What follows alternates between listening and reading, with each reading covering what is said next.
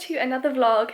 This weekend is actually my birthday weekend. My birthday is tomorrow on Sunday, so today's Saturday, but I'm going to celebrate with my mum. I'm going to have a little mother-daughter day to celebrate my 22nd birthday, which, I mean, I'm feeling old, I'm not going to lie, but it'll be fun to go out. The weather's not the best today, but we're going to brave the weather and go out anyway. We're going to go to Thomas Hardy's cottage, which is in Dorset, and it's somewhere that I've always wanted to go to, so today's a good opportunity to go to admire the gardens, which should still be beautiful at this time of year, and maybe go out for a cup of tea and just, yeah, have a lovely relaxing day, enjoying my last few weeks I've left in England as well before I move away, and very soon you'll be finding out where, but that's still to come in future vlogs. But yes, I'm really looking forward to just going out and celebrating my birthday. So we've driven about an hour and 40 minutes from Bath, and we've made it to where Thomas Hardy's cottage is. This is basically the cottage that he was born in the 1800s.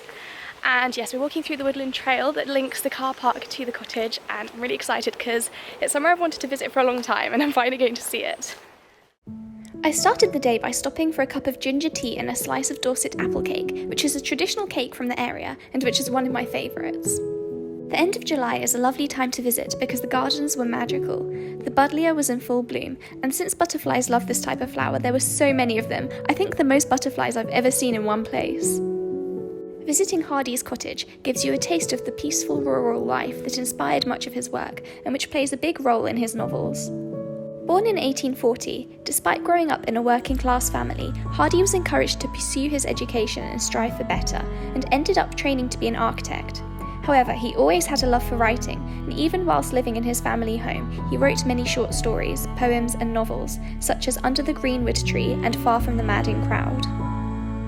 Hardy was inspired by romanticism in both his poetry and in his novels, influenced by the likes of Wordsworth, and he often wrote about the struggles of the class system, having himself experienced the difficulties of the constraints of his social circumstances. Visitors can look around the inside of the cottage as part of a guided tour, and I love the beauty in its simplicity. The cottage was built by Hardy's grandfather, and when Hardy's father married and started a family, an extension was added so that his grandmother could live in quarters joined to the house. The Hardy family may not have been wealthy, but they were self-sufficient thanks to their garden, and must have lived a peaceful and happy life in this house.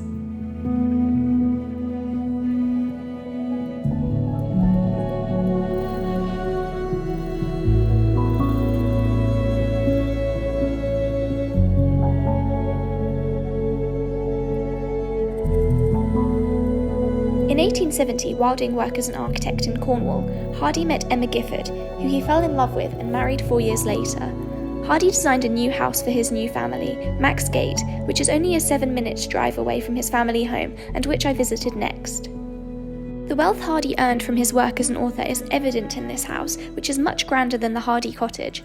Built in 1885, he lived in this house until his death in 1928.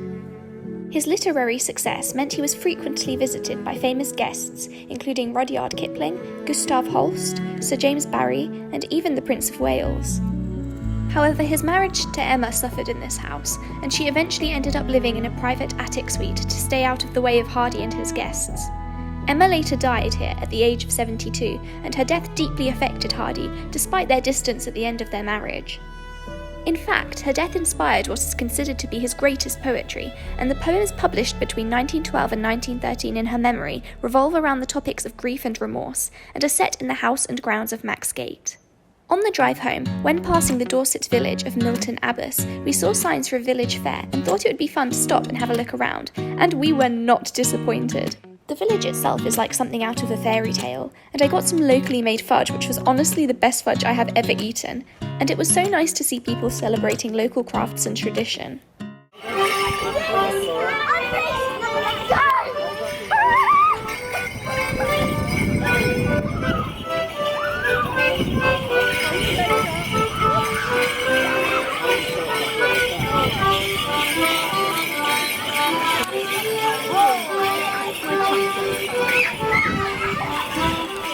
Afterwards, we were really hungry, so we stopped at a village pub for some lamb with potatoes and peas and mint sauce, which was delicious.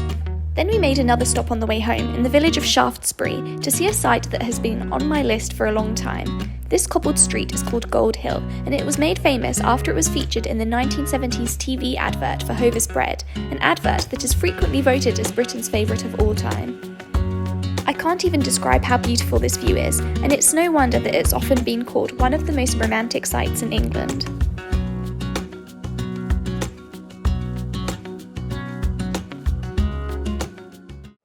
I hope you enjoyed exploring Dorset with me, because it's honestly such a beautiful county, one of my favourites in England, has beautiful countryside, architecture, traditions, and yes, it was such a lovely birthday. The video is actually going to be posted nearly a month after my birthday because I have not had Wi-Fi. As you can see, the background behind me is different. I have recently moved, and my next vlog will reveal where I've moved to, so stay tuned for that to find out where I am now. But basically, yes, without Wi-Fi it's impossible to upload to YouTube. So now finally I'm able to catch up a bit with my vlogs and return to a normal posting schedule. So if you enjoyed this video, please like it and subscribe to my channel to join me on more adventures, and I will see you next time. Bye!